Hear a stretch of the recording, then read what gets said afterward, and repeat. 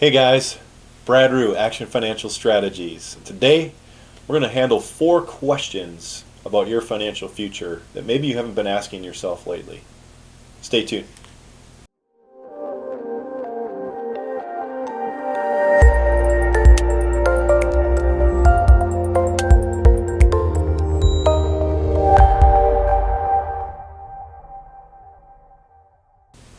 Alright guys, so 4 questions about your financial future that you should be asking yourself at least once a year. Starting with number 1, am I taking care of my future self? What does that mean? Well, oftentimes it helps us to think about the future self down the road, whether that's your retirement self or just a couple years down the line, and think of them as a separate person. So what do I mean by that? Well, I mean, am I paying myself first, and in that case my future self first, when I go about my financial goals? So end of the month comes, I'm saving money for whatever it is. Maybe it's retirement, maybe it's some other goal.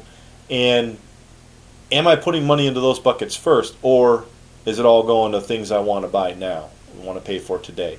So am I pleasuring or spending money for today, or am I helping prepare my future self for the financial life that I want to have? If you think about yourself, that future self anyway, as a separate person that you really care about, it may make a difference in how you go about your saving and investing today.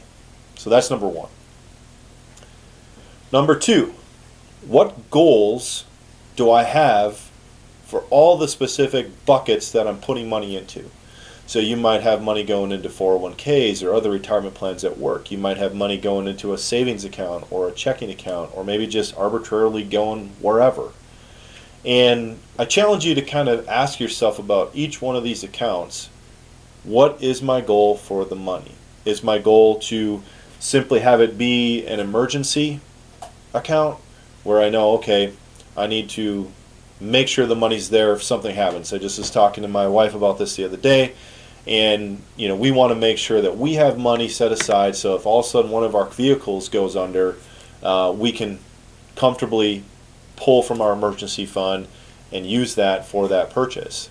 That's a goal. I have a goal for that money to be in case of emergencies. Another goal might be I have money set aside that I want to have go towards my future self, again, and go towards making sure that I can live in the future without having to work, right? So that financial independence, having that retirement happen for me and my family, that is the goal for that money. So I have very clear understanding when I'm putting dollars away into any of these buckets, what the goal is, and is it meeting that goal, or is it just kind of accumulating willy-nilly without any direction? So that's question number 2.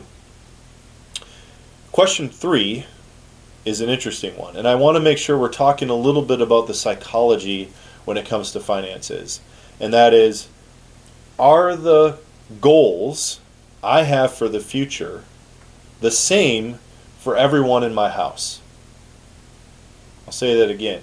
Are the goals that I have for my future the same for everyone in my house? So a lot of times we start thinking, okay, I have a goal for retirement, I have a goal for this purchase and that thing, and it's my goal, but not necessarily the goal of every other individual in my house. So my wife, for example, she could say, hey, I want to retire at X date, and I might say, never retiring, right? So I might be putting money away differently than she is based on the goals that I have and the goals that she has.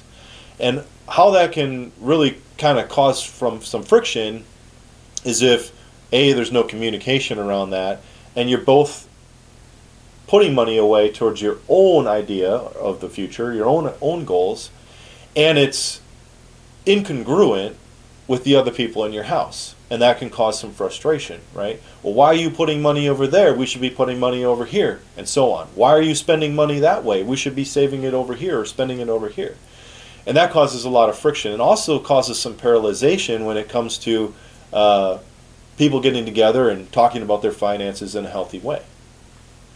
So, question you have to ask yourself is, on these goals, are you working solo or are you working as a team? And if you want to change either one of those, something to think about, something to talk about. So that's question 3.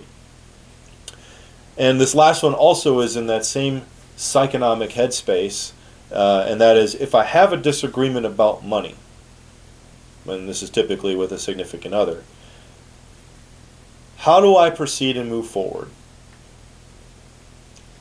Disagreements will happen. If they don't happen, it's probably because you're not talking about your money, which I, again, challenge you to go back to question number 3.